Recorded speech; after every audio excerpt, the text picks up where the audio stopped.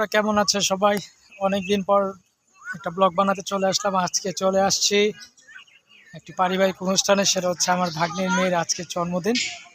তো সুতরাং আজকে তাদের এই বাড়িতে খুব সুন্দর চমৎকার একটি জন্মদিনের আয়োজন করা হলো এবং কিছুক্ষণ আগে সেই উদযাপনটি শুরু হয়েছে।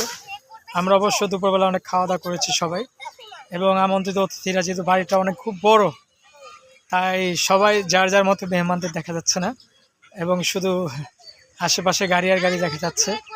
এবং আমাদের অতিথিবৃন্দ যারা আছে তারা সবাই ভিতরে, এবং আমি অবশ্য খাওয়া দাওয়া করে তাদের এই খোলা মাঠে হাঁটাহাঁটি করছি। তো আজকে বেশ রৌদ্র, এবং রোদের মধ্যে ফাল্গুনের এই রোদটা খুব মিষ্টি লাগলো আমার কাছে। তো খুবই ভালো লাগলো, অনেক আনন্দ করলাম, দুপুরে খাওয়া দাওয়া করলাম, এবং কোলাহল পরিবেশ অনেক দিন পর। সে পর্যন্ত সবাই ভালো থাকবেন। আর বিশেষ করে বাইরে বেড়াতে যাওয়া মানে একটা আনন্দ, পরিবারের সবাইকে নিয়ে যাওয়া। তো তারই ধারাবাহিকতায় আজকে আমরা আসছি সে আমলিয়া সিটিতে। তো এখানে অবশ্য আসছি, এখন আমি চলে যাব যেহেতু আমার একটু তাড়া আছে।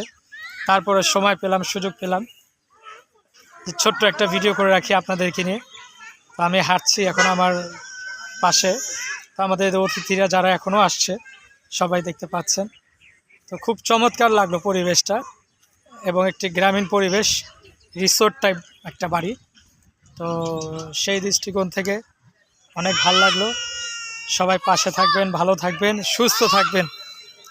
আর সেই পর্যন্ত সবাই সাথে নিয়ে, এবং আজকে যার অনুষ্ঠান তাকে আমি দেখাচ্ছি না, কারণ সে ছোট মানুষ। অবশ্যই তার ছবি আমি একসময় পোস্ট করে সবাইকে দেখিয়ে দেব। ও হচ্ছে আমার ছোট বোন, অর্থাৎ আমার নাতিন, ভাগ্নির মেয়ে। তো ওর জন্য সবাই দোয়া করবেন সেই শুভকামনায়। সে পর্যন্ত সবাই পাশে থাকবেন। যেহেতু আজকে জুম্মার দিন, তো অনেক দিন পর পরিবারের সবাইকে নিয়ে আজকে একটা আমন্ত্রণ অনুষ্ঠানে হাতে আসছি। তো আজকে তার বার্থডে ছিল, প্রথম বর্ষ, এবং এই বার্থডেতে আমরা ছোট্ট একটা পরিবারকে নিয়ে সবাইকে নিয়ে একটা আয়োজন করেছি। এবং এখানে তার জন্য ওই যে বেলুন দিয়ে আমরা একটা,